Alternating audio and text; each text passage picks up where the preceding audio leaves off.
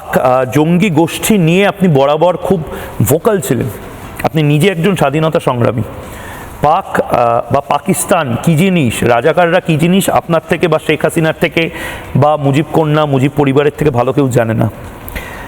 পাকিস্তানের জঙ্গি গোষ্ঠীগুলো, আমার কাছে খবর আছে এবং ভারতের বিভিন্ন এজেন্সির কাছে এই মুহূর্তে সূত্রের খবর আমরা যা পাচ্ছি, 42টি জঙ্গি গোষ্ঠী তাদের ঘাঁটি গেড়েছে বাংলাদেশের বিভিন্ন কর্নারে, বিভিন্ন জেলায়।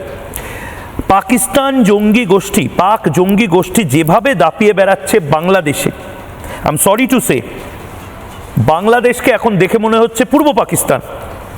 আপনি বারবার সতর্ক করেছিলেন, আপনি কি আবার বাংলাদেশের মানুষকে নির্বাসিত অবস্থায় সতর্ক করতে চান? এবং আমি এটা তো নির্দিষ্টভাবে ভারতের বাংলা ভাষাভাষীদেরও বলবো, আপনারাও শুনুন এই মুহূর্তে নির্বাসিত স্বরাষ্ট্রমন্ত্রী বাংলাদেশের তিনি কি বলছেন।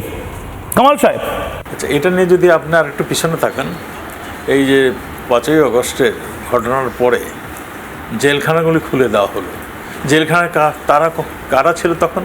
এই কাশিমপুরে ছিল আমাদের এই ভয়াবহ জঙ্গি, যারা নাকি এই লিডার ছিল এই জঙ্গি সংগঠনগুলির, তাদের ওখানে ছিল। তাদেরকে তারা বের করে দিয়েছে, বিনা শর্তে সবগুলি ছেড়ে দিয়েছে। আপনি জুলাই মাসে আপনারা দেখেছেন আমাদের নরসিংদী ডিস্ট্রিক্টের কারাগার থেকে মহিলা জঙ্গি সহ 6 জন জঙ্গিকে তারা বের করে নিয়ে গিয়েছিল, এবং সেই জায়গার যত অস্ত্র তারা সেখান থেকে লুট করে নিয়ে গিয়েছিল।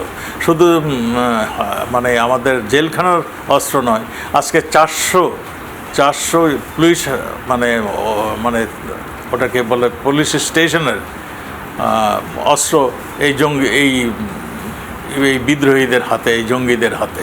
শুধু তাই নয়, আমরা দেখেছি 5ই আগস্টে বিভিন্ন ধরনের অস্ত্র ব্যবহারের, স্নাইপার রাইফেল, যেটা নাকি মানে আমাদের সেনাবাহিনী এবং পুলিশের অনুমতি ছাড়া কোনো পুলিশ বাহিনী এটা ইউজ করতে পারতো না, সেইগুলোর ইউজও আমরা দেখেছি। তারা বলতেছিল যে হেলিকপ্টার থেকে গুলি করা হয়েছে। আমাদের যেই হেলিকপ্টার র্যাবের ছিল, সেই হেলিকপ্টার 1 ইঞ্জিন বিশিষ্ট হেলিকপ্টার, খুবই ছোট একটা হেলিকপ্টার, সেখান থেকে টার্গেট ফায়ার ইম্পসিবল। সেখান থেকে তারা মানুষ উদ্ধার করেছিল, যেখানে আটক পড়ে গিয়েছিল সেইখান থেকে মানুষ উদ্ধার করেছিল, যেখানে নাকি মানে পুলিশ হত্যা করতে চেয়েছিল। একটা হসপিটালে মানে মা আর ছেলেকে তারা উদ্ধার করে নিয়ে আসছে, কোনোখানে টিচারদেরকে উদ্ধার করে নিয়ে আসছে। এই মানে হেলিকপ্টারটা সেই কাজেই নিয়োজিত হয়েছে, আর তারা প্রপাগান্ডা করে বেরাচ্ছে যে এই হেলিকপ্টার থেকে গুলি করা হয়েছে।